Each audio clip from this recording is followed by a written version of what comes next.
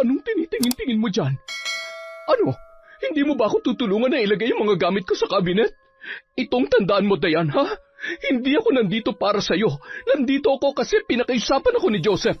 Bukod pa ron, huwag kang magpakakampante. Malalaman ko rin yung mga tinatago mong baho. Ay, wala po akong tinatago, Ma. Sa inyo o sa anak nyo. Siya nga po pala, ako na pong bahala sa mga gamit nyo. Magpahinga na lamang po muna kayo. Ay, hindi. Huwag mo na lamang akong tulungan. Wala akong tiwala sa'yo at baka mawala pa yung mga gamit ko. Dala-dala ko pa naman yung mga mamahalin kong alahas. Sayang, baka nakawin mo lang at iprenda. Tapos, yung pera ipapadala mo dun sa mga hampas lupa mong kadugo sa antike. Ma, bakit niyo po iniisip yan? Hindi ko po yan magagawa sa inyo. Hindi natin alam. Baka nga nagpapaawa ka lang para pakasalan ka ng anak ko. Ano, modus nyo ba yon? Para mahututan ng pera si Joseph? Ha? Mahal ko po si Joseph, Ma. At wala akong intensyon na ganyan. Maniwala po kayo sa akin. Ito ang tandaan mo. Hanggat nandito ako, babantayan kita. Siya nga pala. Alam mo ba, napakakapal ng mukha mo. Yung anak ko nagpapakahirap sa barko, tapos ikaw dito para kang donya kung makaasta. Palagi na lang nakatunganga at naghihintay sa pera niya. Hindi ko po alam kung ano nagawa kong mali. Kung bakit kayo ganyan sa akin. Tinuring ko po kayo ni Papa Bobby na tunay kong mga magulang, pero bakit niyo po ako ginaganito, Ma? Wala naman akong ginagawang masama, Ay, sus! Huwag mo akong iyak-iyakan. Hindi mo ako makukuha dyan. At saka, ang galing mo talagang umakting, no? Halos lahat ng tao na pabilib at kumakampi na sa'yo. Pero ako, hindi mo ako mabibilog, Dayan. Taon 2015, Zamboanga. Hindi pa man nakakababa ng kanyang motor si Joseph, sinalubong na siya ng kanyang ina ng napakahigpit na yakap. Mangiyak-ngiyak pa ang matanda habang hinahaplos ang likuran ng kanyang anak. 3 taon din silang nangulila sa isa't isa dahil si Joseph ay isang seaman at nakabase sa labas ng bansa. Kaya naman, ganun na lang ang pananabik ni Luz sa kanyang anak. Teka, sandali lang, Ma. Baka naman malagutan na ako ng hininga sa higpit ng yakap nyo. Pagpasensyahan mo na ako, anak. Namimiss lang talaga kita. Ay, siya nga pala, nung isang araw ka pa pala nakauwi, bakit hindi mo man lang ako sinabihan? At saka, bakit hindi ka dumiretso dito sa bahay? Nako, yan talagang asawa mo, oo, masyadong bida-bida. Oh, bakit napunta na naman kay Dayan ang usapan, Ma? Wala siyang kasalanan kung bakit hindi ako dumiretso dito. At saka, may bahay naman kami. Bukod pa ron, ako talaga nakaisip na hindi sabihin sa inyo na nakauwi na ako para ma-surprise kayo. Ay, hindi. Dapat sa susunod magsabi ka para naman masundo ka namin ng papa mo sa airport. Hindi yung si Dayan lang ang babalitaan mo. Nako, pagpasensyahan mo na ako, ha? Pero umiinit talagang dugo ko sa asawa mong yan. Kahit kailan talaga, ang gusto lagi ka lang masolo. Manaman, huwag ka naman magsalita ng ganyan tungkol kay Dayan. Eh bakit hindi, ha? Mula nung ikasal kayo, lagi na lang yung gusto niyang nasusunod. Kung makaasta parang pagmamay-ari niyang buhay mo. Alam mo ba, nagmumukha ka ng under dyan sa babaeng yan. Hindi ako under, Ma. Lahat ng desisyon ko galing sa akin. Hindi ako pinipilit ni Dayan at lalong-lalo na hindi niya ako sinusolo. Kaya huwag ka naman magsalita ng ganyan, Ma. Ay naku, oo na, pasensya na, nadala lamang ako. Sana naman matanggap mo na si Dayan, Ma. Oo, alam ko hindi mo siya gusto dahil hindi siya nakatapos ng pag-aaral, tsaka mahirap lang ang pamilya nila.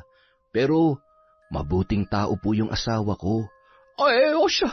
Sige, mabuting tao na siya. Hindi na ako makikipagtalo pa. Tara na sa loob at baka lumamig na yung niluto ko. Ay, hala, Ma. Hindi na ako magtatagal. Balak ko lang sana na iabot ng mga pasalubong ko sa inyo. Oh, bakit na naman? Hay nako, ipinagdadamot ka na naman ni Dayan sa akin, oh. Hindi ako papayag. Basta hindi ka aalis, dito ka maghahapunan. Naintindihan mo? Oo na, sige na nga. Basta wag na lang po kayo mag-isip at magsalita ng ganyan sa asawa ko. Oo, hindi na. Basta wag niya lang paiinitin ang ulo ko. Halika na sa loob. Nauna nang naglakad ang babae papasok sa loob ng bahay, habang nakakuyom ang kanyang mga kamao. Sa pagkakataong yun, hindi niya mapigilan ang panggigigil sa asawa ng kanyang anak. Mula pa man noon ay hindi niya na talaga gusto ang babaeng napili ni Joseph dahil nga nagmula raw sa mahirap na pamilya at bukod pa ron wala raw yung pinag-aralan. Pero kahit ganun ay pinakasalan pa rin ito ng kanyang anak. Sa kabilang banda, paulit-ulit na sumusulyap sa labas ng bintana si Dayan at nagbabaka sakaling matanawan ang kanyang asawa. Maaga kasi yung umalis at ang sabi ay may iaabot lamang sa mga magulang nito at babalik din kaagad. Pero gabi na ay wala pa rin si Joseph. Ang problema pa ay malakas ang buhos ng ulan. Nung mga oras na yun, ang iniisip niya ay ang maputik na daanan. Tiyak na mahihirapan ang asawa niya sa pag-uwi.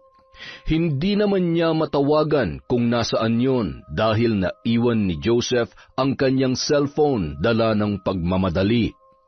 Mga 10:00 na ng gabi ay wala pa rin si Joseph. Kaya naisipan na lamang niyang tawagan ang ina ng kanyang asawa para tanungin kung nandoon pa ang lalaki. Hello po ma. Pasensya na kung tumawag ako ng ganitong oras. Pwede ko po bang malaman kung nandyan pa si Joseph? Oo, bakit? Nag-aalala lang po ako, lalo na't gabi na hindi pa siya umuwi. Ay sus, ang sabihin mo, pinagkakait mo na naman siya sa amin. Hindi naman po sa ganon, ma. Ano? Ay, siya nga pala, hindi ko muna siya pauuwiin dyan. Sobrang lakas kasi ng ulan at bukod pa ron, nakainom siya. Ganun po ba? Sige lang po, pakisabi na lang po sa kanya na tumawag ako. At saka, pasensya na po talaga sa abala, ma. Sa susunod, huwag ka nang tumawag sa akin ng mga ganitong oras, ha? Alam mo naman na matanda na ako eh. Respeto naman. Sorry po, ma. Naiwan kasi ni Joseph yung cellphone niya, kaya kayo po ang tinawagan ko. Itong tatandaan mo, Dayan. Hayaan mong kumilos ang anak ko sa paraang gusto niya. Huwag mo siyang kontrolin na parang wala na siyang sariling desisyon. Hindi lahat ng ginagawa niya kailangan alam mo. May mga bagay na hindi mo na dapat pinakikialaman. Ano pong ibig niyong sabihin? Hindi ko po kinokontrol o pinakikialaman ng anak niyo. Tumawag lang talaga ako para alamin kung nandyan pa po ba siya sa inyo. Yun lang po yun, ma. Wala na po akong ibang intensyon. Basta, ayoko na kinakawawa mong anak ko. Yung tipong lagi na lang siyang sunod-sunuran sa'yo. Pasensya na po, ma, ha? Hindi ko talaga makuha kung anong ibig niyong sabihin. Wala naman akong ginagawang masama kay Joseph. At saka, hindi ko po dinidiktahan ng anak niyo sa kung anong dapat niyang gawin. Ay, bakit hindi mo sinabi sa amin na uuwi na pala siya? Dahil ba gusto mong solohin ang anak ko? Hoy, Dayan, huwag kang magmagaling. Bukod pa ron, kanina, pagkarating pa lang niya dito, gusto niya nang umuwi. Nagmamadali raw siya. Ano bang sinabi mo sa kanya, ha? Huwag mo sabihin tinatanggal mo na kami sa buhay niya. O di kaya pinagdadamot mo ba talaga sa amin ang anak ko, ha? Ma, bakit niyo po naiisip yan? Hindi ko po kayo maintindihan. Wala akong ginagawang masama at higit sa lahat, wala akong intensyon na ilayo sa inyo ang anak niyo. Babay na nga, umiinit lang ang dugo ko. Magsasalita pa sana si Dayan, kaya lamang ay pinatayan na siya ng tawag ng kanyang biyanan. Malalim ang buntong hininga niya nang mapatingin sa labas ng bintana. Patuloy pa rin ang pagbuhos ng malakas na ulan nung mga oras na yon, at kasabay pa noon ay ang pagtulo ng luha mula sa kanyang mga mata. Paulit-ulit sa pandinig niya kung paano siya pinagsalitaan ng masasakit ng kanyang biyanan. Hindi niya maintindihan kung bakit ganun na lang magsalita si Luz. Wala naman siyang ginagawang masama at hindi totoo ang mga ibinibintang nito sa kanya. Noon pa man ay hindi na talaga maganda ang pakikitungo ng matanda kay Dayan at alam niya na hindi talaga siya gusto nito bilang manugang. Inilapag na lamang ng babae ang cellphone sa ibabaw ng cabinet at dahan-dahang naglakad papunta sa kusina. Napatingin siya sa inihanda niyang pagkain sa lamesa para sana sa kanilang mag-asawa. Ang lahat ng yon ay lumamig na dahil nga 5:00 pa lamang ng hapon ay niluto niya na ang mga yon. Kaso 10:00 na ng gabi ay wala pa rin si Joseph at hindi nga makakauwi ang lalaki ayon sa kanyang ina. Kaya naman umupo na lamang si Dayan at mapait na ngumiti. Habang ninunguya ang kanin ay hindi niya yon halos malunok dahil iniisip niya pa rin ang mga salitang lumabas sa bibig ng kanyang biyanang babae. Alam niya na nag-iisang anak si Joseph, kaya ganun na lang ang nanay nito. Pero hindi naman tama para sa kanya na pagbintangan siya ng mga bagay na hindi niya naman ginagawa. Pero kahit ganoon ang pakikitungo ni Luz sa kanya, ay hindi siya nagtatanim ng galit. Dahil para sa kanya, normal lang yun. Ayaw lang ng isang ina na masaktan ang kanyang anak. Nang matapos kumain, ay hinugasan muna ni Dayan ang kanyang mga pinagkainan bago natulog. Kinaumagahan, nagising na lamang si Dayan nang maramdaman niya na mayroon nang nakayakap sa kanya. Paglingon sa kanyang likuran ay katabi niya na pala ang kanyang asawa. Napangiti ang babae at dahan-dahang hinaplos ang pisngi ni Joseph. Ay hala, sorry love, nagising yata kita. Ang cute mo talaga, love. Pasensya ka na kung hindi ako nakauwi kagabi ha. Nag-inuman kasi kami ni Papa, kaya ayun, medyo nalasing ako. At saka, ayaw din akong pauwi ni Mama lalo na't malakas ang ulan. Napakadelikado raw kasi, maputik pa naman sa daan. Okay lang, alam ko naman yon. Tumawag ako sa mama mo kagabi at ibinalita niya na yan sa akin. Ay, siya nga pala, anong oras ka nakauwi? 4:00 kanina madaling araw. Siya nga pala, may naisip ako, love. Ha? Ano yon? Alam mo naman na babalik na ako sa barko sa susunod na buwan, di ba? Ikaw na naman mag-isa rito sa bahay. Kaya, naisip ko lang, buti pa siguro, dito na lang muna si Mama habang wala ako, para naman may kasama ka. Okay lang ba yun sa'yo? Oo naman, wala namang problema dun eh.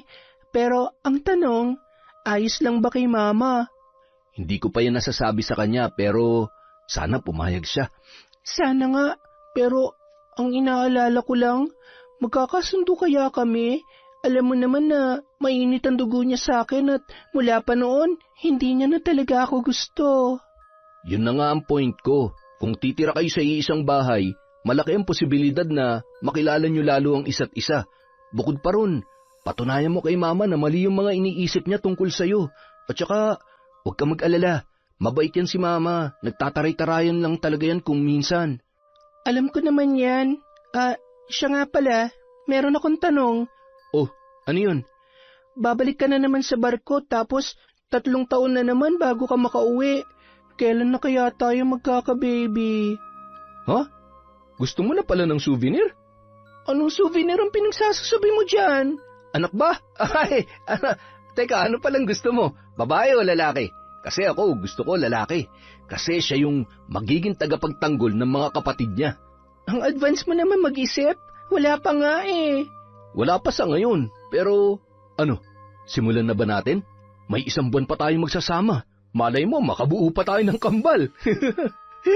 Halika na. Anong halika na dyan? Ano ka ba? Magsasaing muna ako. Maaga pa naman eh. Dali na, kahit 1 round lang. Baliw ka talaga. Mamaya na, wala pa akong ligo eh. At saka, ang baho-baho ko pa oh. Sus, kahit hindi ka maligo ng 1 buwan, mabango ka pa rin sa akin. Nambola pa to para lang makascore? Pero mamaya na, okay? Magpahinga ka muna dyan at magsasaing pa ako, ha? Ay, kumbala. Tumatawang bumangon si Dayan at naglakad papunta sa kusina. Nagsaing siya at nagluto ng paboritong ulam ng kanyang asawa, kare-kare. Pagkatapos ay agad niya na yung inihanda sa lamesa. Tatawagin niya na sana si Joseph, pero hindi na pala kailangan dahil paglingon niya ay nasa likuran niya na yun. Pilyo siyang nginitian ni Joseph at sa pagkakataong yun, napataas na lamang ang kanyang kilay dahil alam niya na kung ano ang iniisip ng lalaki. Mamaya na nga, ang kulit ha. Sus, Wala pa nga akong sinasabi. Ikaw talaga? Yang utak mo, ha? Ewan ko sa'yo. Ay, ang taray naman. Hindi kaya. O siya, sige na, umupo ka na, kakain na tayo. Siya nga pala, nagluto ako ng kare-kare. Diba paborito mo yan? Totoo? Salamat, ha? Nako, sakto, gutom na ako. Tumawa na lamang si Dayan sa naging reaksyon ni Joseph. Para kasi yung bata natakam sa pagkain. Sa pagkakataong yon, hindi niya mapigilang malungkot, lalo na't 1 buwan na lang silang magkakasama at babalik na sa barko ang kanyang asawa. Pero pilit na isinasantabi ni Dayan ang isiping yon at kumain na lamang. Pagkatapos noon ay sinimulan na nga nila ang pagbuo ng bata, nanigurado na baka mabuo kaagad. Bukod pa ron, nanabik din ang mag-asawa sa isa't isa, lalo na't 3 taon silang nagkalayo. Ganoon ang paulit-ulit na nangyari ng mga sumunod na araw, nagbabaka sakali na mabiyayaan sila ng anak. Palagi naman yung ipinagdarasal ni Joseph para rin hindi na mag-isa at malungkot ang kanyang asawa sa tuwing siya ay nasa barko. Sa kabilang banda, habang abala sa pagwawalis si Luz ng kanilang bakuran, ay hindi niya namalayan na nasa likuran niya na pala ang asawa na si Bobby. Nang magsalita ang matanda, ay agad siyang napatalon at pinaghahampas sa sobrang galit ang kanyang asawa. Diyos ko naman, Bobby, ginulat mo naman ako. Mamamatay ako sa inyo yan eh. Pasensya ka na. Ano bang iniisip mo't hindi mo man lang ako napansin? Ay nako, yung anak mo ang iniisip ko. Mag-1 buwan na pero 1 beses palang bumisita rito sa atin. Yan talagang Dayan na yan, oo. Malamang sinusulsulan niya si Joseph na huwag tayong puntahan dito. Luz naman, huwag mong pag-isipan ng ganyan na manugang mo. At saka, baka busy lang talaga yung anak mo, kaya hindi nakakabisita rito. Bukod pa ron, hayaan mo magkaroon ng oras yung mag-asawa.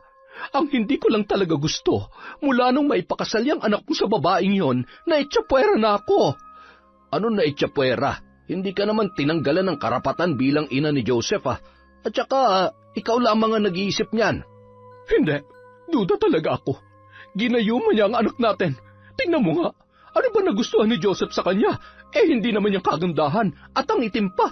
Tapos, kapag tumawa, kita lahat ng gilagid. Para pang hindi marunong magsuklay. Tapos, parang hindi naliligo yung babaeng yun eh. Teka muna. Hindi na tama yung panlalait na ginagawa mo dun sa bata, Luz. Ano bang pinagsasasabi mo? Ang tanda na niyang si Dayan. Mas matanda pa nga yan ng 3 taon kay Joseph eh. At saka, bakit dinidepensa mo ang babaeng yan, ha? Dapat kumampi ka sa akin. Bukod pa ron, ayaw kong makitang dihado yung anak natin sa kanya, no? Luz, walang ginagawa masama si Dayan sa anak natin. Bakit ba ang hirap para sa'yo natanggapin siya, ha? Sa napapansin ko, mabait naman yung batang yon. Ikaw lang talagang kung ano-anong iniisip eh. Itong tatandaan mo, siya yung pinili ni Joseph na makakasama habang buhay. Kaya suportahan na lang natin ang anak natin. Kitang-kita mo naman na mahal nila ang isa't isa.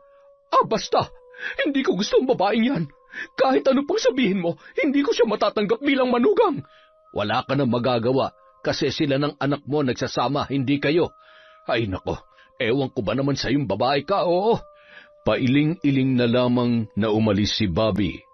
Dahil sa pagkakataong yon ay alam niyang hindi siya mananalo sa kanyang asawa. Opinyon pa rin nito ang mananaig. Naiintindihan niya naman ang pinaghuhugutan ni Luz. Ayaw lang nitong masaktan si Joseph, ang kanilang nag-iisang anak. Pero ang hindi lang nagustuhan ng matanda ay kung paano pag-isipan ng masama ng kanyang asawa ang kanilang manugang. 4 na taon na rin mula nung magpakasal ang kanilang anak, pero hanggang ngayon ay hindi pa rin tanggap ng kanyang asawa ang babaeng napiling pakasalan ni Joseph. Hindi pa man nakakalayo si Bobby ay bumalik siya ulit nang makita ang motor ni Joseph na paparating. Si Luz naman ay agad na binitawan ang walis at nagmamadaling sinalubong ang kanilang anak. Ang tagal mo namang hindi bumalik dito. Mag-1 buwan na. Pasensya na huma, nabisi lang. Ay, siya nga pala. Ulam po, oh. Luto po yan ni Dayan. Ay naku, nag-abala pa siya. Pakisabi na lang na salamat dito ha. O sige, maiwan ko na muna kayo. Ipapasok ko lang to sa loob. Sige po pa.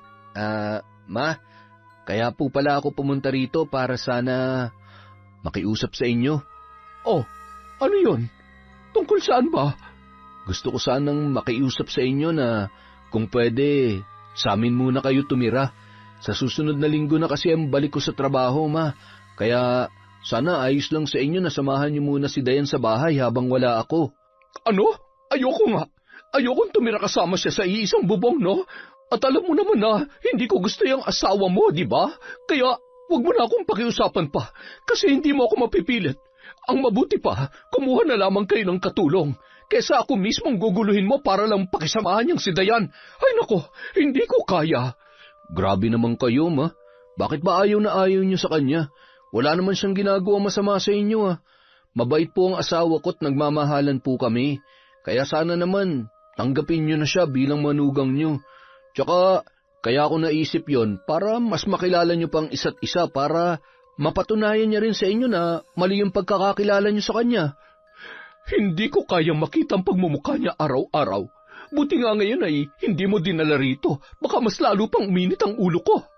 Alam ko po nagseselos lang kayo sa kanya. Pero sana naman, tanggalin niyo na yun sa damdamin niyo. Kasi ako pa rin naman to, ma. Ako pa rin yung baby niyo. Ano nagseselos? Ako? Sa kanya? Hindi no? Bakit naman ako magseselos sa babaeng yun? Sino ba siya? Nandidiri ako sa pinagsasasabi mo. O siya, sige na. Hindi na kayo nagseselos. Pero sana naman, ma, pagbigyan niyo na ako. Please? O, sige na nga. Pumapayag na ako. Pero hindi para sa kanya, ha? Kundi para sa'yo. Okay lang din to para naman mabantayan ko yung asawa mo. Baka magloko pa yan eh. Wala pa naman akong tiwala dyan. Ay, nako. Maraming salamat po, Diyos ko. Napapayag ni Joseph ang ina na samahan si Dayan habang siya ay wala.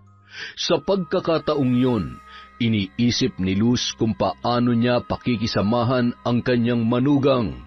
Bukod pa ron, hindi bukal sa loob niya ang pagpayag, lalo na't ayaw niya talaga ang babaeng yun.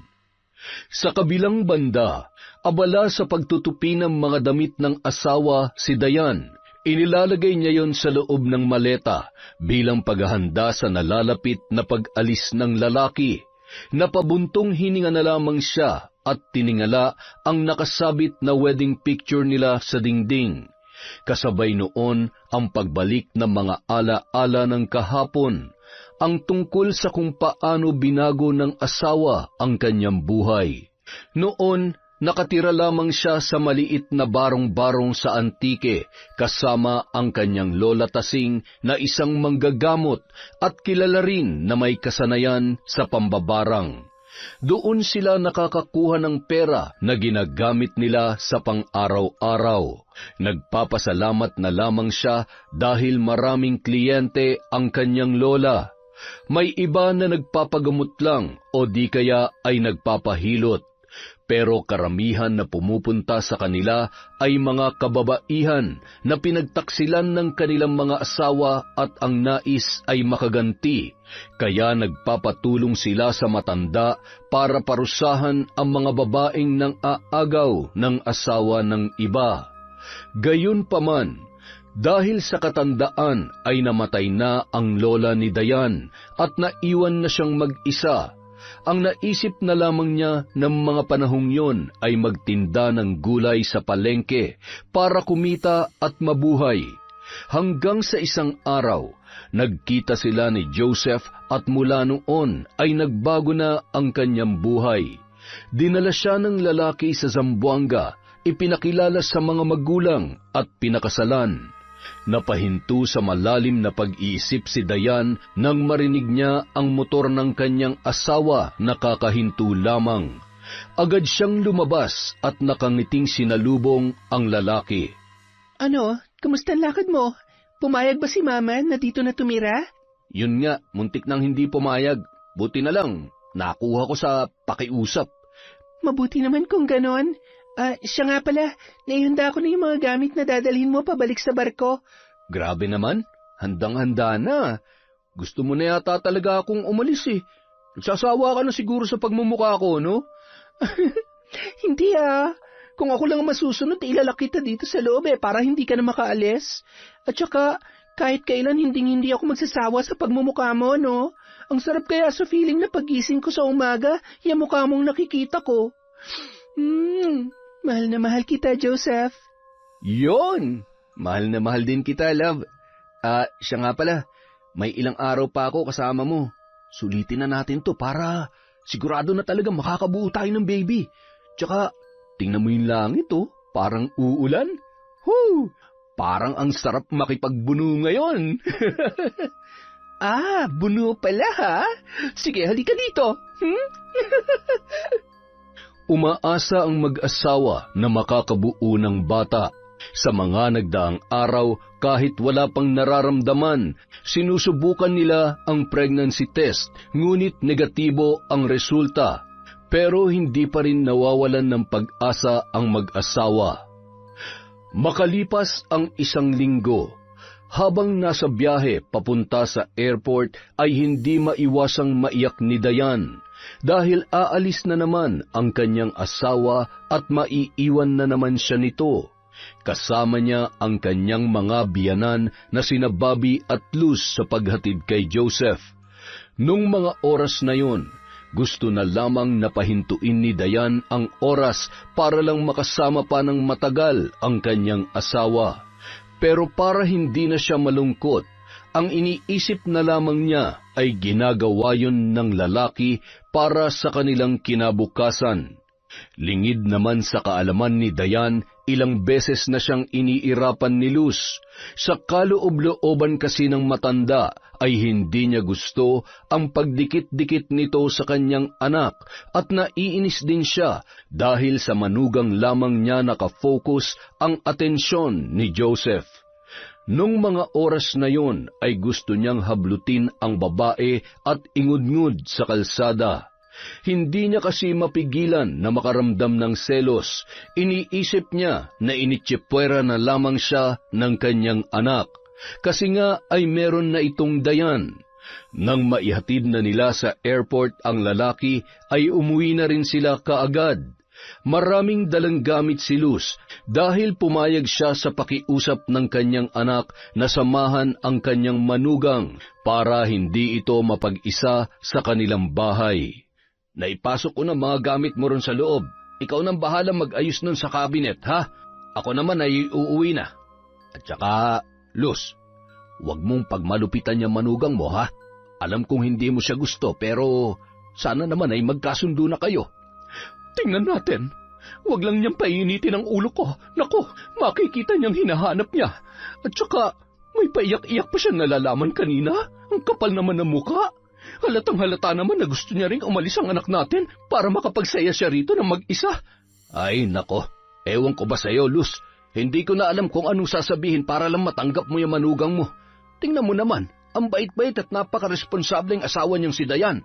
Tapos pag-iisipan mo ng ganyan? Bakit pa palagi niyo na lang siyang kinakampihan, ha?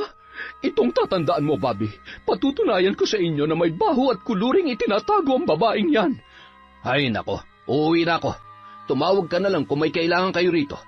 Napabuntong hininga na lamang na umalis si Bobby at iniwan si Luz na masama ang titig sa manugang na nakaupo sa may sala. Nung mga oras na yun, iniisip ni Dayan kung paano pakikisamahan ang kanyang biyanan na makakasama niya ng 3 taon. Habang nakatitig sa kisame ay nararamdaman niya ang presensya ng matanda sa kanyang likuran. Anong tinitingin-tingin mo dyan? Ano? Hindi mo ba ako tutulungan na ilagay yung mga gamit ko sa kabinet? Itong tandaan mo, Dayan, ha? Hindi ako nandito para sa'yo. Nandito ako kasi pinakaisapan ako ni Joseph. Bukod pa ron, huwag kang magpakakampante. Malalaman ko rin yung mga tinatago mong baho. Ay, wala po akong tinatago, Ma. Sa inyo o sa anak nyo. Siya nga po pala. Ako na pong bahala sa mga gamit nyo. Magpahinga na lamang po muna kayo. Ay, hindi. Huwag mo na lamang akong tulungan. Wala akong tiwala sa'yo at baka mawala pa yung mga gamit ko. Dala-dala ko pa naman yung mga mamahaling kong alahas. Sayang, baka nakawin mo lang at iprenda. Tapos, yung pera ipapadala mo dun sa mga hampas lupa mong kadugo sa Antique. Ma, bakit niyo po iniisip yan? Hindi ko po yan magagawa sa inyo. Hindi natin alam. Baka nga nagpapaawa ka lang para pakasalan ka ng anak ko. Ano, modus niyo ba yon? Para mahututan ng pera si Joseph? Ha? Mahal ko po si Joseph, Ma. At wala akong intensyon na ganyan. Maniwala po kayo sa akin. Ito ang tandaan mo. Hanggat nandito ako, babantayan kita. Siya nga pala. Alam mo ba, napakakapal ng mukha mo. Yung anak ko nagpapakahirap sa barko, tapos ikaw dito para kang donya kung makaasta. Palagi na lang nakatunganga at naghihintay sa pera niya. Hindi ko po alam kung ano nagawa kong mali. Kung bakit kayo ganyan sa akin. Tinuring ko po kayo ni Papa Bobby na tunay kong mga magulang, pero bakit niyo po ako ginaganito, Ma? Wala naman akong ginagawang masama, Ay, sus! Huwag mo akong iyak-iyakan! Hindi mo ako makukuha dyan! At saka, ang galing mo talagang umakting, no? Halos lahat ng tao na pabilib at kumakampi na sa'yo. Pero ako, hindi mo ako mabibilog na yan! Pasensya na, Ma. Maiwan ko po muna kayo. Ano, nasasaktan ka? Kasi totoo, di ba? Magpapahangin po muna ako, medyo masakit lang ho yung ulo ko sa biyahe. Grabing palusot yan, ha? Pero sige, ay siya nga pala. Baka kung ano-anong sabihin mo kay Joseph, ha? Nako, madadagdagan talaga ang award mo. Bida-bida, sumbungera, hututera, at ano pa ba? O siya, sige na, magpahinga ka na. Baka bumaha pa rito ng luha eh. Hindi pa naman ako marunong lumangoy. Tumatawang iniwan ni Luz ang kanyang manugang. Sa pagkakataong yon, hindi niya mapigilan ang sarili, lalo na't halos gumawa na sa harapan niya si Dayan. Hindi niya na talaga mapigilan ang kanyang nararamdaman dahil nung mga oras na yon, nangingibabaw na ang inggit at selos niya rito. Naiinggit siya dahil kay Dayan napupunta ang allotment ni Joseph at nagseselos dahil sa babae nakatutok ang atensyon ng nag-iisa niyang anak. Sa kabilang banda, mahinang umiiyak si Dayan sa kanyang kwarto habang iniisip ang masasakit na salitang pinagsasabi ng kanyang biyanan. Alam niya sa kanyang sarili na hindi totoo ang lahat ng iyon. Kaso hindi niya mapigilan ang pagluha, lalo na't pinagbibintangan siya ng mga bagay na hindi niya naman ginagawa. Dahil tanghali na, kailangan niya magluto para sa kanila ni Luz. Kahit labag sa kanyang kalooban ay lumabas siya at nagtungo sa kusina. Nakita niya pa sa sala ang matanda habang masamang nakatingin sa kanya. Binaliwala niya yon at ngumiti na lamang para pagtakpan ang kaba. Nang makapagluto na ay tinawag niya na ang kanyang biyanan. Ngunit hindi nito kinain ang kanyang niluto. Sa halip ay nagluto yun ng bago at pinagsabihan pa siya ng matanda na wala itong tiwala sa kanya at baka nilagyan niya pa ng lason ang pagkain. Hindi na lamang umimik ang babae para wala ng gulo. Nang mga sumunod na araw, ganun na rin lang ang kanyang ginawa. Pinalaki kasi siya ng lola niya na may disiplina at may respeto sa mga matatanda. Kaya naman, hanggat maaari ay ayaw niyang makapagsalita ng masasakit sa kanyang biyanan. Bukod pa ron, kahit malayo ang loob nito sa kanya, ay mahal niya pa rin yun dahil kay Joseph. Isang araw, habang nagbibihis si Dayan ay agad na pumasok sa kanyang kwarto si Luz at masama siyang tinitigan nito. Ano po yon, Ma? Bihis na bihis ka. Saan ka pupunta? Ubos na po kasi yung stocks natin dito sa bahay, kaya naisip ko pong mag-grocery ngayon. Hoy, Dayan, hindi mo ako maloloko. Ano, makikipagkita ka ba sa lalaki mo? Porket wala rito ang asawa mo nakikipaglandian ka na? Ma, mag-grocery lang po ako. Sana naman hindi kayo nag-iisip ng kung ano-ano. At saka, pasensya na po pero hindi ko po kayo papatulan. Ay, sus! Huwag kang magpaka-plastic. Ilabas mo yung tunay mong kulay. Ano, natatakot ka? Akala ko ba hindi takot sa away ang mga squatter? Ayoko po ng gulo, Ma. Kung wala kayong tiwala sa akin, pwede naman kayong sumama para mabantayan niyo ako. Yun po ay kung gusto niyo. Aba, sasama talaga ako. Baka kung saan-saan mo pagastusin yung pera na pinapadala ng anak ko. Ay, siya nga pala. Sa susunod na padala ni Joseph, ibigay mo sa akin, ha? Para ako may kontrol sa pera at magastos ng tama. Kasi kahit saan tingnan, hindi ka mapagkakatiwalaan. Ay, kung yun po ang ikakapanatag ng isip niyo, sige po. Magbihis na po kayo at hihintayin ko na lamang po kayo sa labas. Hep. Teka, yan lang bang isusuot mo? Opo, bakit po? T-shirt lang po to at shorts. Hindi, palitan mo yan ng jacket at pajama. Ano, balak mo bang ibalandra sa labas yung paa mo? Akala mo naman napakaputi, ang itim-itim naman. Irarampa mo pa talaga, para saan? Para akitin ang mga kalalakihan? Mahiya ka naman, may asawa ka na. Ma, shorts lang po to. Huwag niyo pong gawing big deal. At kung ano-ano na lang yung lumalabas sa bibig niyo, puro naman walang katotohanan. Aba, sumasagot ka na sa akin, ha? Makakarating to kay Joseph at ipapaalam ko rin sa kanya na nakikipaglandian ka sa labas. Nakikipaglandian sa labas? Nandito pa tayo sa loob ng bahay, Ma. Sige na po, magpapalit na ako kung yun ang gusto niyo. Yan, ganyan nga. Ayoko yung sinusuway ako. Matapos sabihin yon ng matanda, iniwan niya na ang babae. Napaupo na lamang sa kama si Dayan at malalim na napabuntong hininga. 1 buwan na ganoon ang pakikitungo sa kanya ng kanyang biyanan. Nag-aalala siya kung makakayanan niya bang pakisamahan ang matanda sa loob ng 3 taon. Pagkatapos niya magpalit ng damit ay lumabas na siya ng kwarto. Nadatnan niya ang kanyang biyanan sa sala na masama ang titig sa kanya. Sinabihan niya na lang ito na sila ay aalis na. Mabuti na lamang at tahimik lang si Luz, kaya medyo nakampante si Dayan. Habang naghihintay sila ng masasakyan ay nakita sila ni William, isang tricycle driver na suki ng babae. Ay, Dayan, saan kayo pupunta? Mag-grocery? Siya nga pala, napaayos mo na yung tricycle mo? Oo, nung 1 linggo pa. Dali na, sumakay na kayo. Ayos na ba talaga yan? Nako, baka matumba tayo ulit niyan tulad na nangyari nung last na sakay ko. Hindi, sisiguruhin kong hindi na tayo matutumba ulit. At saka, ang laki ng bayad ko pampaayos, kaya sana okay na talaga to. Ano, magkukwentuhan na lang ba kayo dyan? Ay, hello po, tita. Sorry po. Pasensya na, iho. Hindi kita kaano-ano, kaya huwag mo akong tatawagin tita. Ay, ganun po ba? Sorry na po, madam. Ang taray naman. Anong sabi mo? Ay, wala po. Sabi ko, ang ganda nyo, gaya ng anak nyo si Dayan. William, hindi niya ako anak. Ang anak niya ay si Joseph, yung asawa ko. Okay. Pasensya na, ha?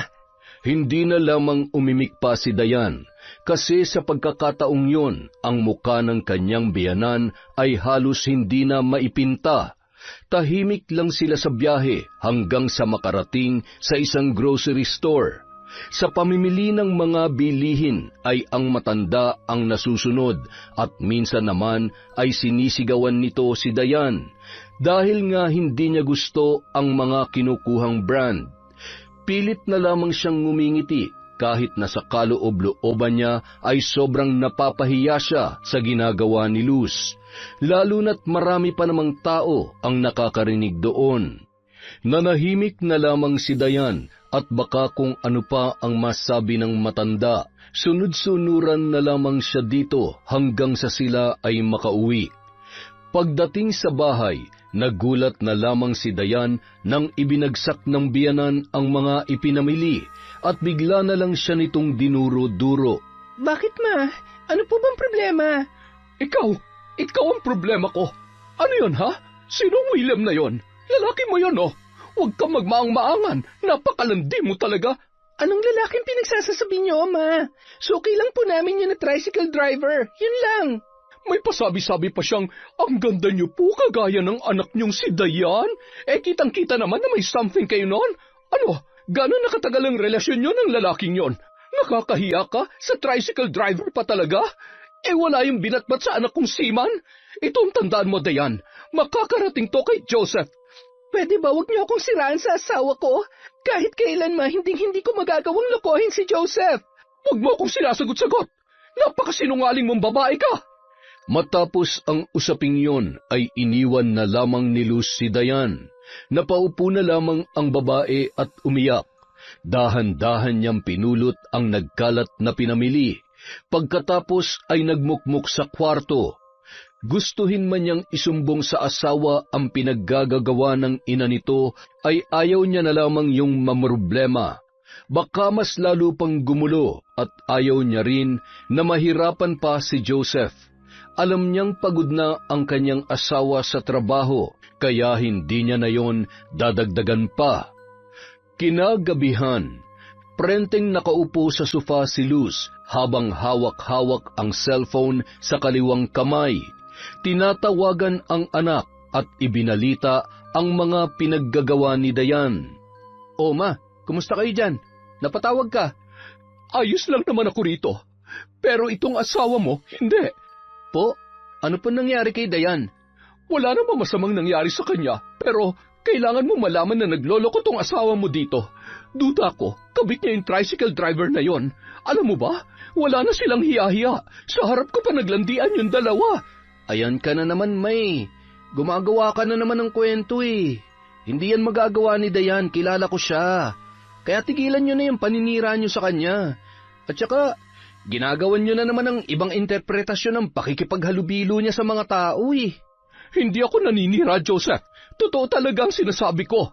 Bakit ba ayaw mo akong paniwalaan, ha? Mas una mo ako nakilala kaysa sa babaeng yon. Mama mo ko. At hindi ko magagawa magsinungaling sa'yo. Maniwala ka kasi haliparo talaga yung asawa mo. Kilala kita, Ma, at alam kong hindi mo gusto si Dayan. Kaya ganyan mo na lang siyang pagbintangan. So ako na naman ang mali at yung asawa mo hindi. Joseph naman, ayaw lang kita masaktan at maloko ng Dayan na yan. Ina mo ko kaya maniwala ka sa akin. Wala kang ebidensya, Ma, kaya please lang, huwag mong gawan ng chismis ang asawa ko. Sige, ebidensya ba ang gusto mo? Madali lang yan.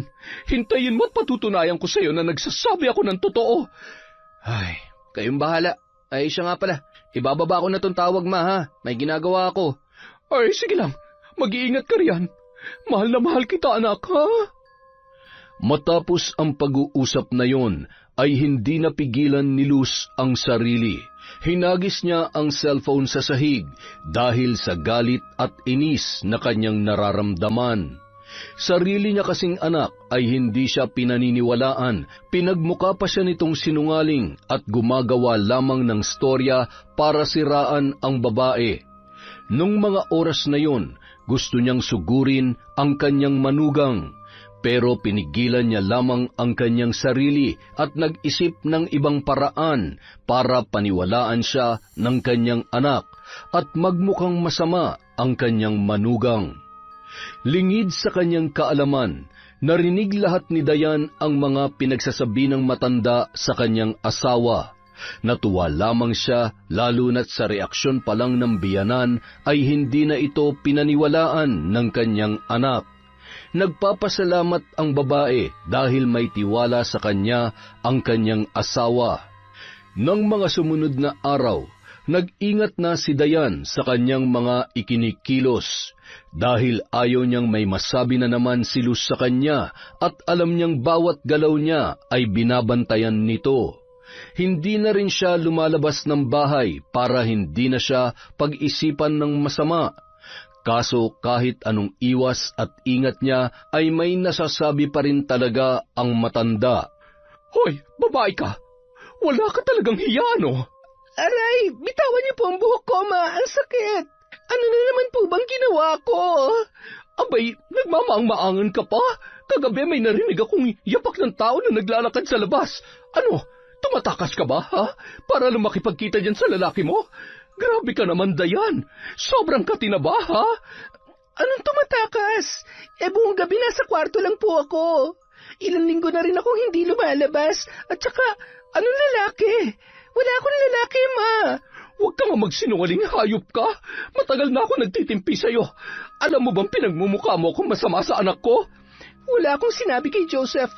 Tungkol lang sa mga nangyari rito, Ma. Kaya, anong pinagsasasabi niyang pinagmumukha ko kayong masama?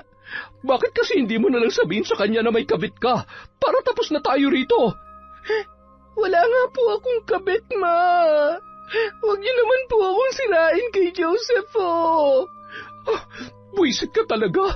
Ang OA mo. Huwag mo nga ako maiyak-iyakan dyan. Nakakasukay ang pagmumukha mo. Mas lalo kang pumapangit. Ay nako, makalis na nga. Tinalikuran ni Luz si Dayan na umiiyak. Nung mga oras na yun, gusto na lamang lumabas ng babae at iwan ang kanyang biyanan. Hindi niya na halos makaya ang pambibintang at panlalait nito sa kanya. Gustuhin man niya na magsumbong kay Joseph ay hindi niya magawa dahil ayaw niyang maging rason na magkasira at magkaroon ng lamat ang relasyon ng mag-ina. Sa tuwing nalulungkot at pakiramdam niya ay aping-api na siya, kinakausap niya na lamang ang wedding picture nilang mag-asawa.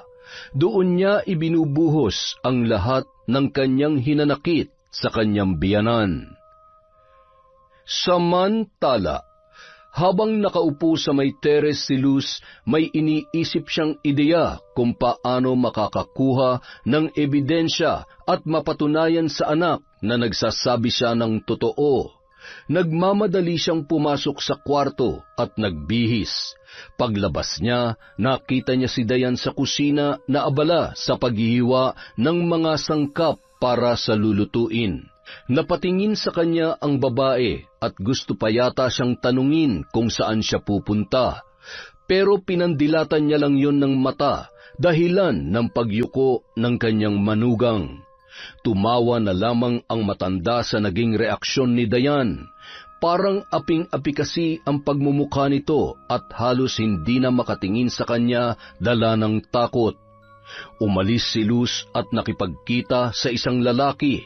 Sa pagkakataong yun, buo na ang kanyang desisyon na sirain ang kanyang manugang para bumango ang kanyang pangalan sa kanyang anak. Ang tagal mo naman. Kanina pa ako naghihintay sa iyo rito pasensya na ma'am. Na-traffic lang. Ano palang kailangan niyo sa akin? Eto, 20,000. Hindi ba't kailangan mo ng pera ngayon?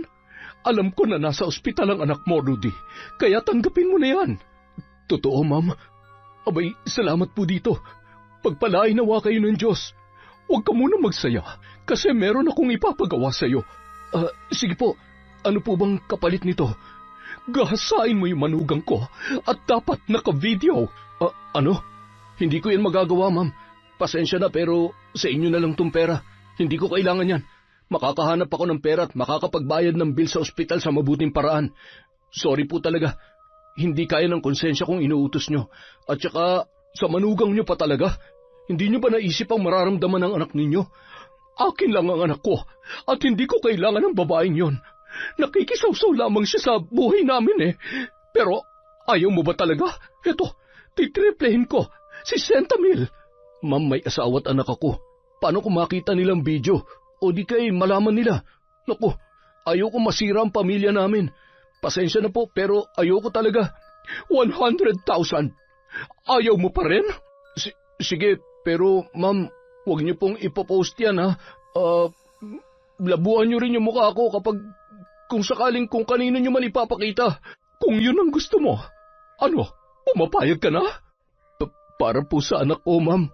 Malaki na rin kasi yung bill namin sa ospital Eksakto talaga na ikaw ang tinawagan ko.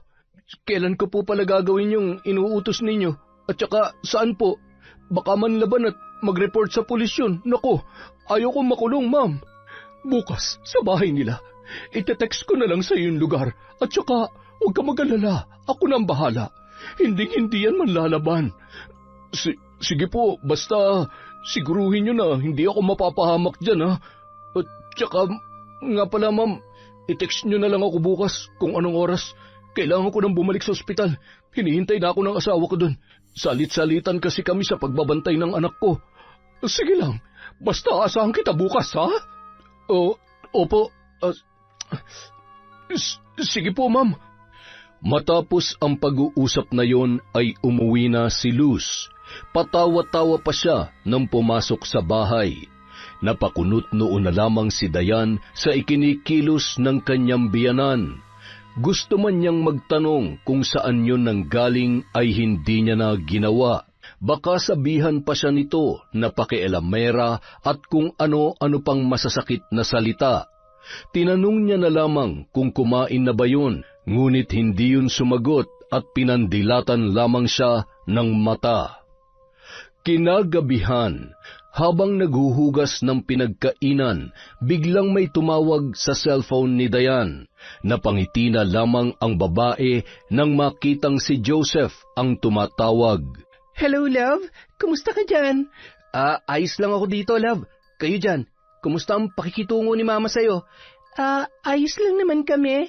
Sa totoo nga, nagkasundo at nagkamabutihan na kami ng mama mo, kaya huwag ka na mag-alala at huwag mo na kaming isipin.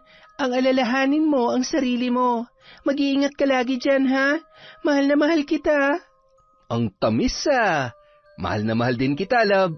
Sigurado ka bang nagkaayos na kayo ni Mama? Sabihin mo lang sa akin kung may problema at kung pinagsasalitaan ka na naman niya ng masasakit. Oo nga, okay na kami. Kaya huwag ka na mag-alala. O sige. Ay, siya nga pala. Kumusta? Wala ba nabuo? Nabuong ano? Yung souvenir ko sa'yo. Souvenir ka dyan? Hindi ko pa alam eh. Hindi pa ako nakakabili ng pregnancy test, pero hula ko, parang meron na. Kasi minsan naduduwal ako eh. Palagi rin akong inaantok at saka hindi pa ako dinadatnan. Talaga? Woohoo! Baka buntis ka na nga. Naku, excited na ako magka-baby. Lord, sana bigyan niyo na kami ng anak. Sana nga. Excited na rin ako eh. Bumili ka ng PT pag nakalabas ka para malaman na natin. Sige, love tumawag ka pag may problema at balitaan mo ako sa resulta. Bye muna, love. I love you. Sige lang, love. Mag-ingat ka dyan. I love you too. Ibinabana ni Dayan ang tawag at napangiti. Nang mga oras na yon, parang naibsan ang bigat na kanyang dinadala. Marinig lang ang boses ng asawa ay masaya na siya at kontento. Kinabukasan, maagang gumising si Luz at nagluto. Pakanta-kanta pa siya habang hinahalo ang mga sahog ng kanyang nilulutong ulam. Nang matapos ay agad niya yung inihain sa lamesa. Paglabas naman ni Dayan sa kwarto ay napakunot ang kanyang noo. Maaliwalas kasi ang muka ng kanyang biyanan at parang nasa mood. Naggulat pa siya nang alukin siya ng matanda na kakain na sila. Sa loob ng 2 buwan, yun palang ang unang beses na magkasabay silang kumain ni Luz. Tinanggap naman niya ang alok nito at napangiting umupo sa upuan. Bakit parang gulat na gulat ka yata? Masanay ka na, Dayan. Simula sa araw na ito, ituring mo na akong tunay na ina. At saka, kalimutan mo na yung mga sinabi ko. Hindi ko sinasadya yun. Alam mo naman na mahal ko si Joseph at ayaw ko siya masaktan.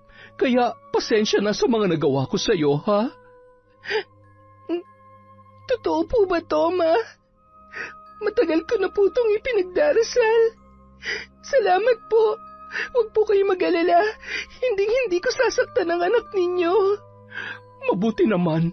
Sana'y patawarin mo ko sa mga kasalanan ko sa iyo. Sana hindi ka galit sa akin. Kahit kailan, Ma, hindi ako magtatanim ng galit sa inyo. Salamat po talaga. O siya, sige, kumain ka na. Ay naku, baka lumamig pa tong mga niluto ko. Tamang-tama po, nagugutom na ako. Amoy pa lang parang ang sarap na. Ay, masarap talaga ito. Lahat ng ulam na to ay paborito ni Joseph. Oh, hinay-hinay at baka mabulunan ka, ha? Pasensya na po. Matakaw lang po talaga ako.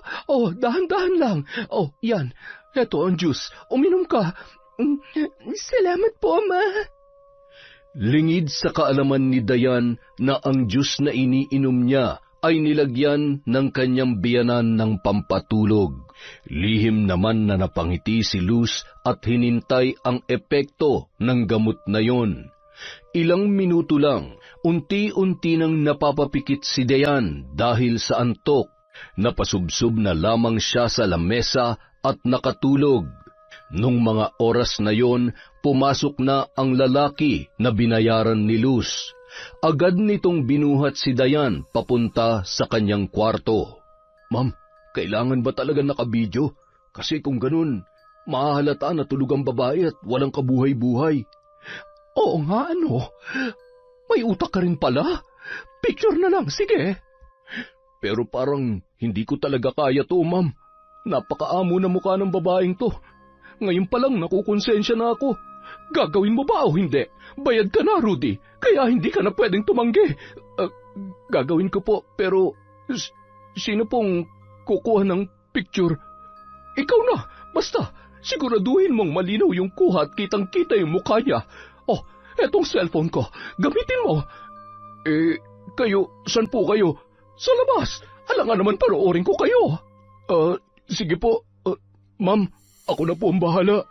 Matapos ang usapang yon ay lumabas na si Luz. Ang lalaki na lang ang nasa loob kasama ni Dayan na walang malay. Napakrus pa ang lalaki bago hubaran ng damit si Dayan. Nung mga oras na yon, ang iniisip niya lang ay ang kanyang anak na nasa ospital. Hindi niya kayang galawin o halayin ang babae gaya ng utos ng matanda sa kanya. Sa halip, kumuha lang siya ng mga litrato na parang totoong may nangyari sa kanila. Ilang minuto lang ay binihisan niya na si Dayan at lumabas siya sa kwarto. Agad niyang iniabot kay Luz ang cellphone. Pagkatapos ay nagmamadaling umalis. Hindi niya man lamang tiningnan ulit ang mga nakuha niyang picture. Makalipas ang 3 oras, nagising na si Dayan at nagtataka kung ano ang nangyari.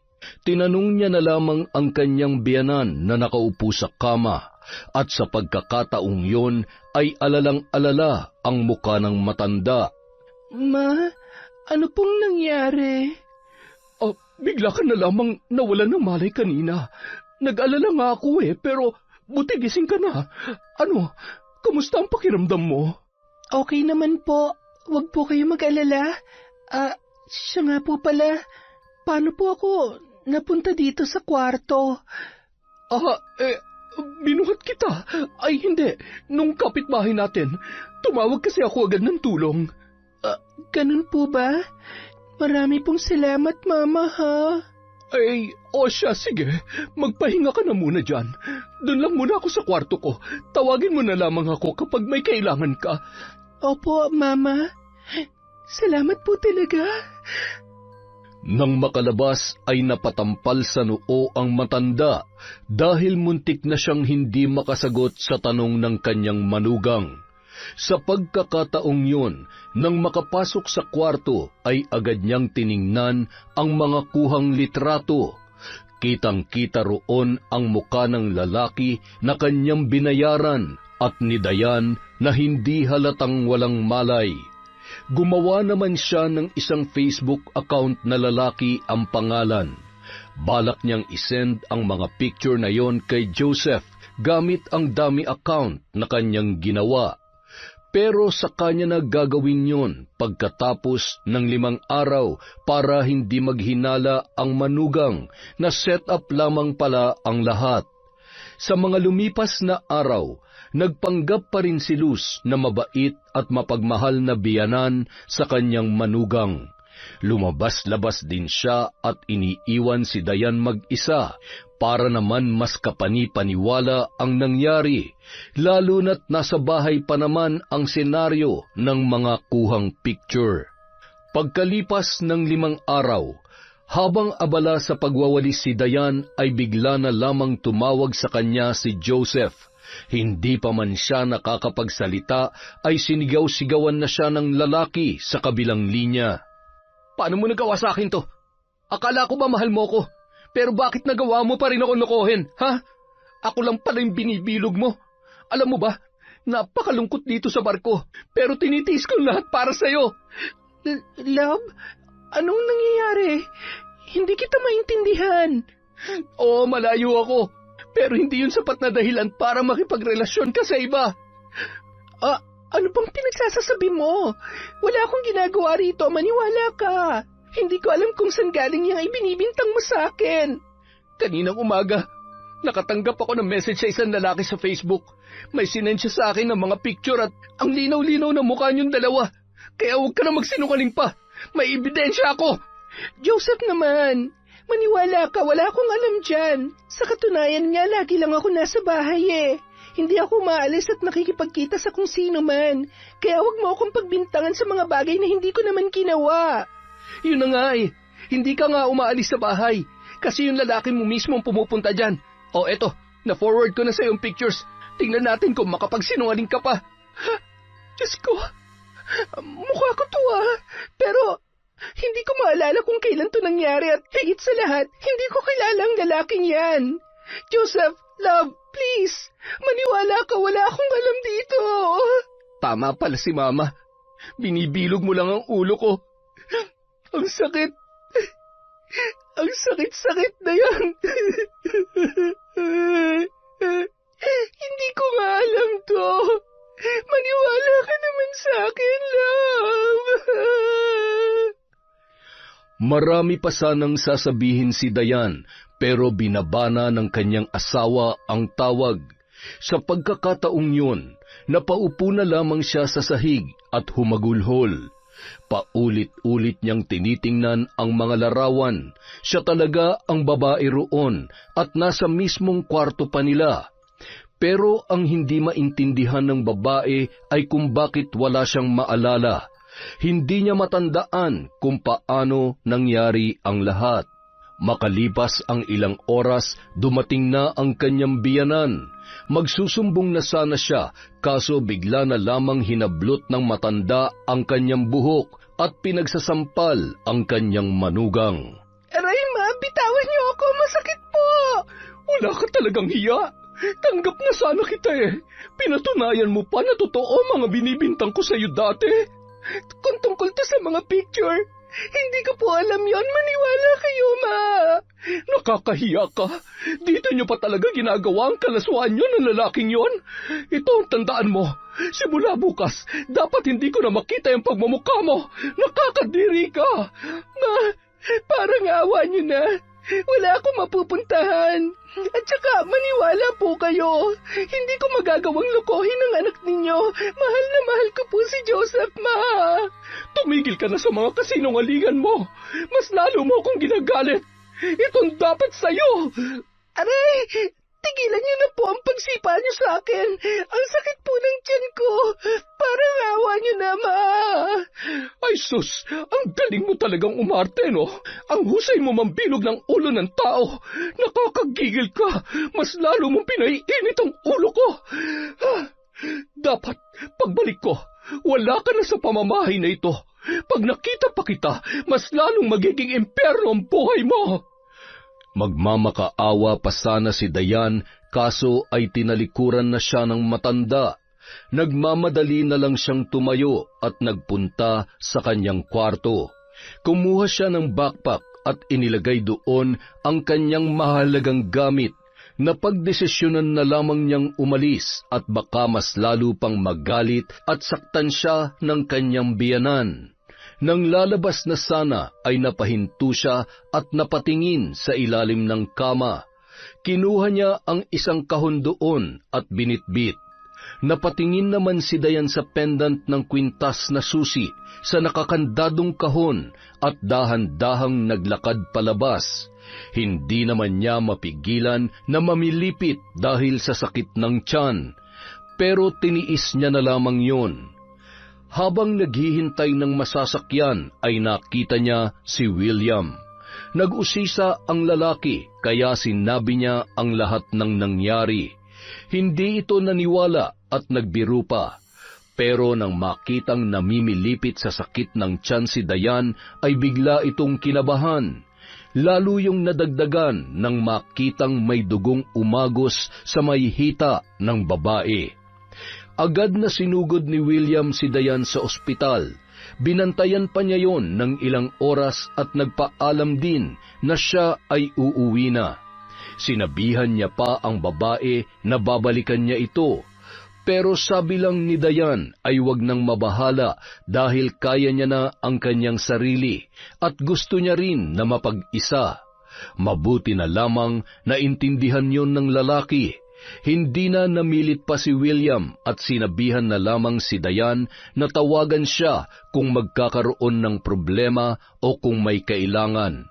Pagkatapos noon ay umalis na si William sa ospital. Makalipas ang ilang minuto, dumating ang doktor at masayang ibinalita sa babae na ligtas ang bata sa kanyang sinapupunan. Sinabihan din siya na kailangan niya ng bed rest lalo na't maselan ang kanyang pagbubuntis. Hindi siya makapaniwala na 2 buwan na siyang buntis. Magkakaroon na sila ng baby ng kanyang pinakamamahal na asawa. Sa pagkakataong yun, ilang ulit niyang tinawagan si Joseph para ibalita sana ang tungkol sa kanyang pagbubuntis. Kaso hindi yun sinasagot ng lalaki. Sa halip ay pinapatayan siya ng telepono.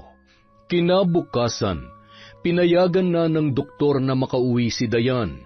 Habang paika-ikang naglalakad palabas ang babae, ay paulit-ulit niyang tinitingnan ang lalaki sa picture. Kahit anong pilit niyang alalahanin, ay hindi talaga niya kilala ang lalaking yun. Dahil sa sobrang tutok sa cellphone, ay nabangga ni Diane ang kanyang nakasalubong. Ay hala, sorry po. Hindi ko po sinasadya. Okay lang po ba kayo? Ayos lang ako. Sa susunod, huwag kang mag-cellphone pag... Pag ano po? Ay, hala, wait. Pamilyar po kayo. Pasensya na, nagmamadali ako, ma'am. Maiwan na kita. Teka, saglit. Sisigaw ako rito kapag umalis ka. Nagmamadali talaga ako. Hinihintay na ako ng asawa at anak ko, kaya pasensya ka na. Sandali lang sabi. Iniiwasan mo ba ako? Anong pinagsasabi mo? Hindi kita kilala, ma'am. Hindi rin kita kilala, pero please, pwede ba kitang makausap sandali? Hindi po. Kailangan ko nang umalis. Paraanin niyo ako. Ikaw to, di ba? Hindi ako yan. Pwede ba? Huwag kang umarang sa daraanan ko. Hindi mo pa nga tinitingnan yung picture kaya sige na. Umamin ka na. Ikaw ba to? Nakikiusap ako sa'yo. Hirap na ako.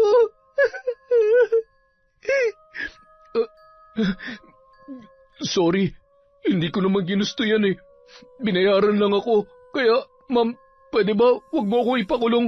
Parang awa mo na. Nagawa ko lang yan para sa pera. Maniwala po kayo sa akin. So, ikaw nga to? Walang hiya ka? Sinira mo ang relasyon namin ng asawa ko. Sino nagbayad sa'yo para gawin to, ha? Alam mo bang muntik pa malaglag ang baby namin sa pinagagawa nyo? Mga hayop kayo! Hindi ko talaga ginusto yun. Nagawa ko lang yun para sa may sakit kong anak. Ang dami-dami na kasi naming utang at ang laki-laki na ng bill namin dito sa ospital eh. Kaya, nung inalok ako ng 100,000 ni Ma'am Luz, tinanggap ko na. Labag man sa kalooban ko pero para sa pera nagawa ko. Kaya ma'am, parang awa mo na. Huwag mo ako ipapakulong. Ano? Si Mama nag-utos sa'yo? Walang hiya. Pinlano niya palang lahat ng ito. Akala ko nagbago na siya. Inuto niya lang pala ako. Ang tanga-tanga ko. Bakit ba naniwala ako sa kanya? Magbabayad siya. Magbabayad kayo sa ginawa niyo sa akin. Ma'am, kailangan ako ng asawa at anak ko. Pero hindi ko kayo ginalaw. Picture lang yun. Pangako. Oo, may pera ka na para sa anak mo may sakit. Pero hindi ka ba nakukonsensya na nakuha mo yun sa masamang paraan? Ha? Muntik pa mawala ang baby ko sa lecheng plano niyong yan. Matapos sabihin yon ni Diane, ay iniwan na siya ni Rudy na lumuluhod pa at nagmamakaawang wag ipakulong.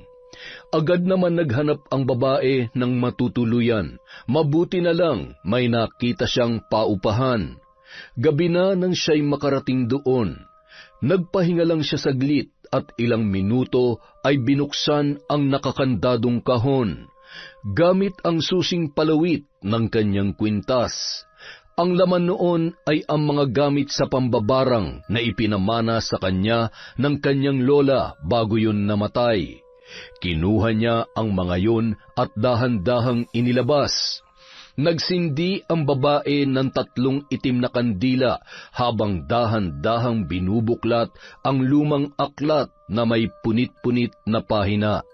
nakasulat sa wikang hindi halos mabasa. Isa itong lumang ritual para sa mga nilapastangan, sa mga ginipit at sa mga kailangang maningil. Sa kanyang harapan, nakalatag ang isang lumang family picture ng kanyang asawa. Kinuha niya yon sa lumang wallet ni Joseph. Pinunit niya ang bahagi kung saan naroon ang muka ni Luz, ang matandang babae na nagmalupit sa kanya. Ipinatong niya ang litrato ng biyanan sa gitna ng platitong itim. Binudburan ng abo ng nasunog na dahon ng kamangyan, pulbos na galing sa pinatuyong alitaptap at alkitran, tsaka pinalibutan ng sinulid na pula at itim. Isa-isang nagliyab ang kandila habang binibigkas niya ang orasyon ng paulit-ulit. Samantala, nagising si Luz dulot ng biglaang pagsakit ng kanyang batok. Parang may mainit na tumulo doon. Agad naman siyang napabalikwas ng bangon at napatingin sa salamin. Nakita niya na parang may mga pantal o mga pigsa na nagsisilabasan sa kanyang katawan. Napansin niya rin na maraming galos ang kanyang binti. Nagulat siya at inaalala kung ano ang nangyari, kung bakit siya nagkaroon noon. Ilang saglit lamang ay napaungol siya nang biglang maramdaman na parang may tumutusok na mainit na bagay sa kanyang singit. Napaupo ang matanda at halos hindi na maigalaw ang katawan dala ng sobrang sakit at kati. Hirap man ay kinuha niya ang kanyang cellphone at nagmamadaling tinawagan ang kanyang asawa. Hello, Luz. Napatawag ka. 11:00 na ng gabi May problema ba dyan? Tulungan mo ako, Bobby. Puntahan mo ako rito. Ngayon din. Ha? Bakit? Ano nangyayari sa'yo? Ang sakit ng katawan ko. Basta, dalihan mo na. Kailangan mo akong dalhin sa ospital.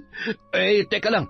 Hindi ako makakapunta dyan ngayon kasi yung sasakyan hiniram ng kapatid ko. Ay, nga pala, si Dayan. Nasaan ba? Wala siya rito.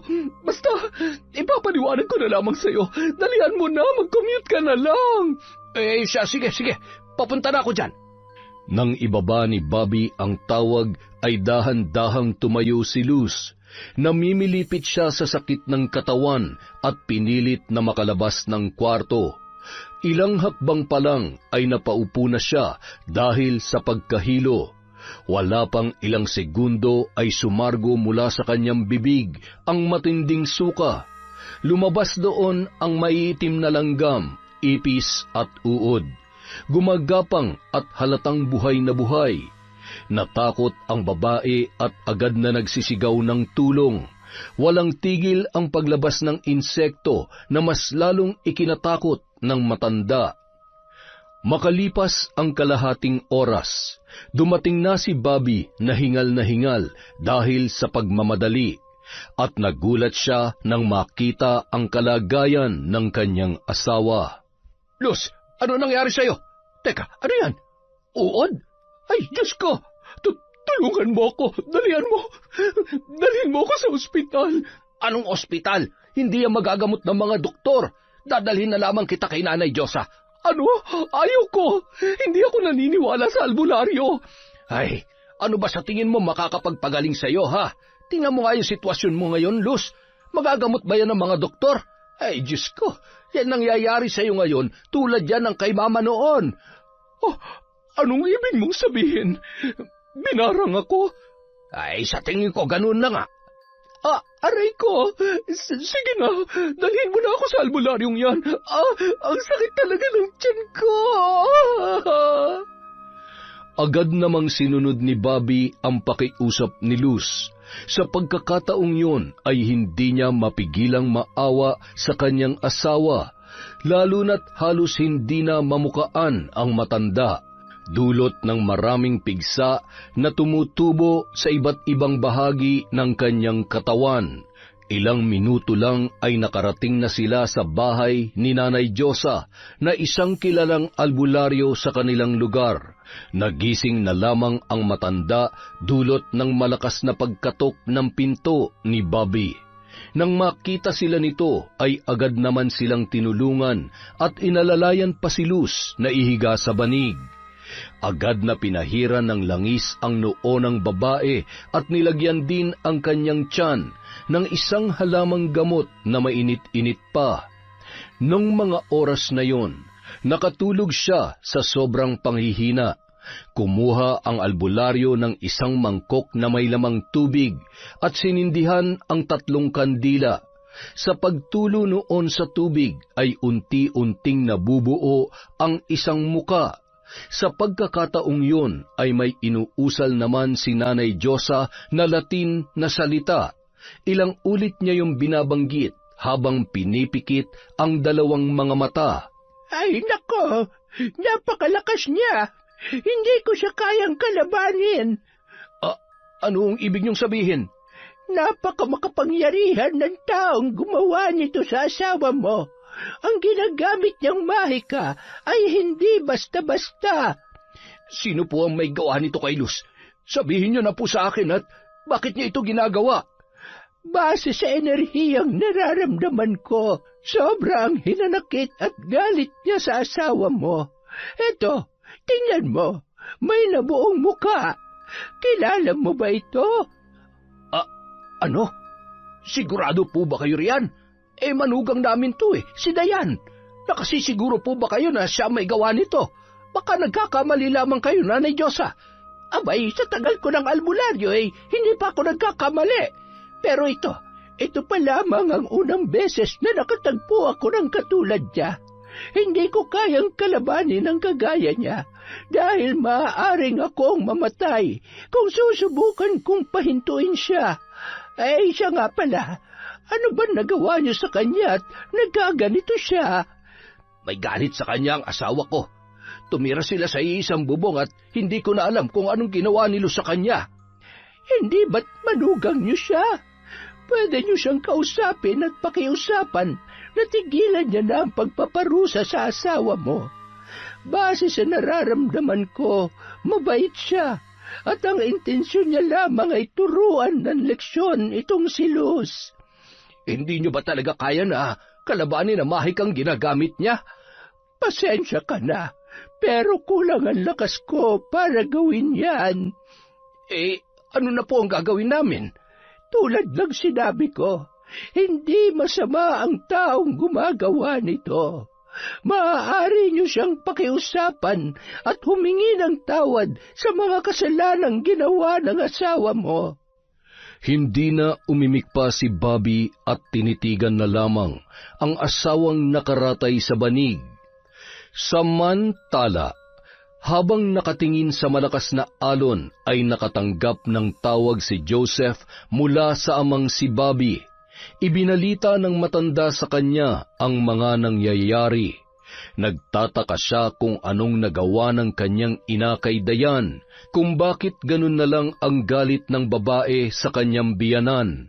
Kahit may hinanakit pa sa kanyang kalooban ay tinawagan niya ang asawa upang mag-usisa at pakiusapan na ihinto na nito ang kanyang ginagawa. Sa kabilang banda, habang taimtim na inuusal ni Dayan ang mga orasyon, ay nagambala siya sa pagtunog ng kanyang cellphone. Hindi niya sana yun sasagutin pero hindi ito humihinto at paulit-ulit lamang na tumutunog. Hello, Dayan? Buti sinagot mo. Bakit? Anong kailangan mo? Akala ko, di ka magiging katulad ng lola mo. Akala ko tinapon mo na yung pinamana niya sa yung mga gamit niya sa pambabarang. Pero ano nangyayari, ha? Anong kasalanan ni Mama sa'yo para gawin mo yun sa kanya? Anong kasalanan niya? Malaki, Joseph. Siya ang dahilan kung bakit nagkasira tayo. Siya may pakana sa likod ng mga pictures na yon. Sinetap niya ako.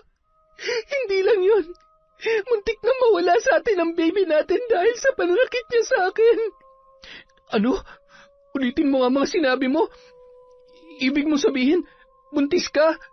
Oo, 2 buwan na. Kung nagdududa ka kung sinong ama, handa akong ipa-DNA test to. Para mapatunayan sa'yo at sa mama mo na hindi ako nagloko. At hindi totoo lahat ng binibintang niya sa akin. Hindi mo kailangan magpa-DNA test. Naniniwala ako sa'yo. Masaya ako malaman na magkakababy na tayo. Pero muntik na mawala ang anak natin dahil sa pinaggagawa ng mama mo. Hindi ko siya mapapatawad. Dayan, nakikiusap ako. Pag-usapan natin to ng mahinahon. Hindi mo kailangan gamitin yung mga mahika na yan para parusahan siya. Sige na, ako na nagmamakaawa sa'yo. Alam mo, mahal ko yung mama mo. Tinuring ko siyang tunay kong ina. Kahit hindi maganda yung pagtatrato niya sa akin, pero kailangan niya maranasan to, Joseph, para matuto at mapagtanto niya ang mga mali niyang nagawa. Please, love, ihinto mo na to. Hindi ikaw makakapagsabi niyan, Joseph, kundi siya. Tanging siya lang ang makakapagpahinto sa akin. Matapos sabihin yon ni Dayan, ay binabana niya ang cellphone at pinagpatuloy ang ritual. Kinaumagahan, napamulat ng mata si Luz at sumuka ng mapait na likido. Unti-unti naman niyang nararamdaman ang paghapdi ng kanyang labi na kahit humigop man ng sabaw ay hindi niya magawa dahil hindi niya na halos maibuka ang kanyang bibig. Ibinalita naman ni Bobby sa kanya ang napag-usapan ni na Joseph at Dayan. Yan na nga bang sinasabi ko sa iyo, Lucy? Hindi ba't binalaan na kita na huwag mong pagmamalupitan si Dayan? Kita mo ngayon ang sitwasyon mo. Yan ang resulta ng inggit at selos mo. Ano ka ba naman? Bakit mo nagagawa sa manugang mo yun, ha? Sobrang-sobra ka na talaga.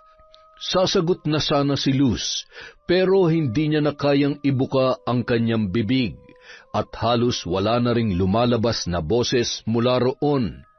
Masakit ang katawan, dulot ng maraming pigsa at sugat. Dahan-dahan siyang nagtalukbong ng kumot. Pumikit siya at doon umagos ang kanyang luha. Sa pagkakataong yun ay taimtim siyang nagdarasal na naway patawarin siya sa mga kasalanang nagawa niya at nagmamakaawa rin siyang ihintuna ng kanyang manugang ang pagpaparusa sa kanya. Sa isip niya ay nangako siyang hindi na niya uulitin ang mga nagawang kamalian at pagmamalupit sa babae. Samantala, napamulat ng mata si Dayan nang may marinig siyang boses. Nung mga oras na yon ay napatingin siya sa mga nakalatag sa sahig, ang mga ginagamit niya sa pambabarang sa kanyang biyanan. Napapikit siya nang marinig ulit ang tinig ni Luz. Nagsusumamo at nagmamakaawa ang matanda sa kanya na ihinto na ang kanyang ginagawa. Mabuti naman, Ma. Salamat at naisip mong mali ang mga ginagawa mo. Sana hindi mo na to ulitin. Yun na lamang ang nasabi ni Diana at marahang hinipan ang kandilang nauupos na. Inilagay niya ulit ang mga gamit sa pambabarang sa loob ng kahon at kinandado yon. Makalipas ang 2 araw, nagising si Luz sa mahabang pagkakatulog. Ramdam pa rin ng matanda ang panghihina pero wala ng sakit, sugat at mga pigsa. Ganoon pa man, makikita pa rin ang malaking pagpayat nito dahil ilang araw siyang walang ganang kumain. Napatingin naman siya sa paligid. Nagulat na lamang nang malamang nakauwi na pala siya sa bahay ng mag-asawa. Una niyang hinanap si Dayan at sa pagkakataong yun ay nalungkot siya sa itinugon ni Bobby. Hindi kasi alam ng kanyang asawa kung nasaan ang kanilang manugang. Ilang ulit nilang tinawagan ang babae pero hindi sila sinasagot nito. Kinabukasan, habang nagwawalis ng bakuran si Luz ay bigla na lamang siyang napahinto at napaluhod nang makita ang manugang na nakangiting nakatingin sa kanya. Ma, kumusta na po kayo? Dayan, anak, patawarin mo ko. Hindi ko na uulitin, pangako. Kasalanan ko ang lahat. Tatanggapin ko yung parusa mo sa akin, basta patawarin mo lamang ako. Okay na po yun, Ma. Sorry po sa mga nagawa ko sa inyo. Hindi, ako dapat ang humingi ng kapatawaran. Kasi ako nagkasala. Sorry kung pinagbintangan at ginawang kita ng mga kwento. Nagsiselos lamang ako kasi parang inagaw mo kasi sa akin yung anak ko eh. Ma, hindi mo dapat maramdaman yan. Kasi yung pagiging nanay mo, hindi yan mapapalitan. Kayo pa rin ang unang babae sa buhay ni Joseph. Lagi niyo po yung tatandaan. Ang bait-bait mo pala. Sorry kung ngayon ko lang nakitang kabutihan mo. Ayos lang po, Ma. Siya nga pala, meron po akong balita. Ano yun? 2 buwan na po akong buntis. Magiging lola na po kayo. Ha? Totoo ba? Opo, Ma. Huwag po kayo magduda kung kanino to kasi si Joseph lang ang tanging lalaki sa buhay ko. Hindi naman ako nag-iisip ng ganyan. Nagpapasalamat lang ako sa Diyos. Abay, totoo ba talaga? Naku, excited na akong makarga ang apo ko. Tumawa na lamang si Dayan sa reaksyon ng kanyang biyanan. Ibinalita naman yon ni Luz kay Bobby at sa pagkakataong yon ay parang nanalo sa loto ang dalawa. Sa mga sumunod na araw ay parang mamahaling bagay si Dayan dahil alagang-alaga siya ng kanyang mga biyanan. Nung araw ding yun, inilibing niya na sa likod ng kanilang bahay ang kahon na naglalaman ng mga gamit sa pambabarang. Nais niyang ibaon yun at kalimutan para hindi na magamit kailanman. Nagkaayos na sila ni Joseph at balak pa ng lalaki na pagbaba niya ng barko ay hindi na siya babalik pa at mamumuhay na lamang kasama ang mga mahal niya sa buhay, lalong-lalo na ang kanyang asawa at anak. Yon! Ganon pa rin. Isa na namang malupit na kwento mula sa kwentong Enteng. Napakaganda naman nun, happy ending tayo, pinatawad si Luz ng kanyang manugang. At dahil absent tayo sa shoutout kahapon, meron tayo ngayon. Bawi-bawi lang, boys. Simulan natin kay Ednalyn Tupas. Hi kay Idol Ashtin Olviga, kay Roslyn Jimenez. Hello po kay Corazon Clemente, kay Abel Hipolito, kay Virginia Venson, kay Jeneline Mix Vlog. Hi kay Jocelyn Dordas from Patrick Dordas. Hello po kay Virginia Belay. Shout out kay Lucila Lucero, kay Christy Gaitan. Hi kay Lady Dam. Sa Alajid family from Kalampanog Channel. Hi kay Missy Trota. Hello po sa Flores and Naong family. Hi kay Raquel Zalameda. Shout out kay Lorenzo Nabulayan from Queen Jenny. Hi po kay Jing Wang. Hello kay Andrea Novello, kay Eurasia Berto, kay Anne-Mary Danya from Qatar. Hello po kay Zoe Sky Zorilla. Hi kay Rosemary Casonete. Hello po kay LV MD. Shout out kay Zilpha Hara Ricart. Hi kay Maria Lee Nakagawa, kay Evangeline Naadat, kay Alicia Lauro. Hello po kay Lilia Malate. Hi kay Mardy Suzuki, kay Marjorie Dequilla, kay Diaries Yuki. Hello kay Kurt Mina, kay Lydia Lopez, kay Angelica del Rosario, kay Maria Liza Mula. Shout out kay Elizabeth Maramot, kay Sheila Camino, kay Josefina Fuelias, kay Leia Delfin from Rico Alde. Shout out kay Richel Adapon, kay Rosette Ersando, kay May Baylen, kay Rachel Villacrucis. Happy birthday po sa apo ni Febe Ranyada. Hi kay Salvacion Mabia, kay Jing Mendoza, kay Scarlett Sky Maniego. Hi kay Michelle Cardo Fabro, Trico Das Animation. Hello po kay Robert Crimen, kay Maria Grace Grefaldia, kay Annalisa Puazo, kay Odessa Lejano, kay Cune Castillo from Sesa. Hi kay Charlene Gumansing, kay Marites Pinka, kay Abi Ruiz, Wildcats Kuting, kay Lynette Reparado, kay Good Samaritan, hello po kay Red Gaspar, kay Lynn Ferrer TV, sa TVJ, Rosie Hedorio.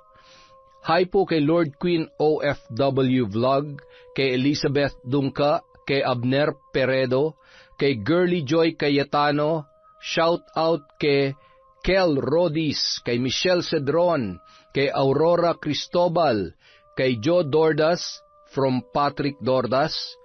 Hi kay Hani from Tokyo, Japan, kay Sophiel, kay Nene Gayas, hello po kay Doris Estander, kay Raquel Romualdo, kay Dolores Bell, kay Sofian Nang from Chona Baynosa from Malaysia.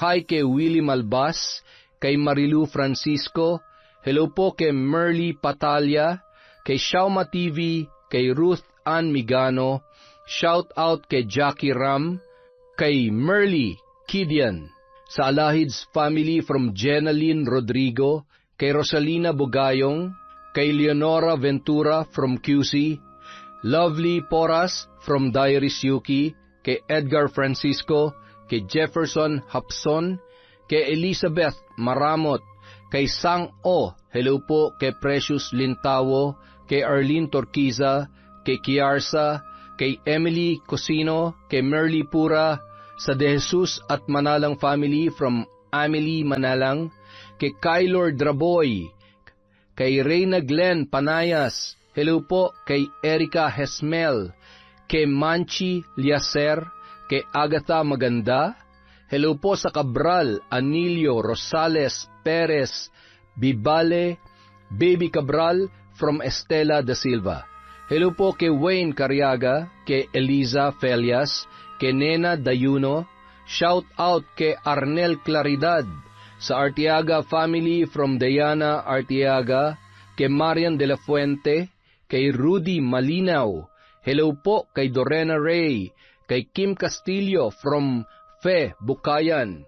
Bangungot Diaries, hello po kay Mami from Doha, Qatar, kay Milrose Galvez, kay Rubina Andres, at kay Filipina Palsario. Sa mga hindi po na shoutout, marami pa po tayong videos. Maraming salamat po, mag-iingat po kayong lahat.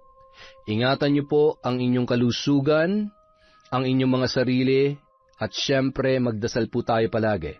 Maraming salamat po mula sa Kwentong Enteng.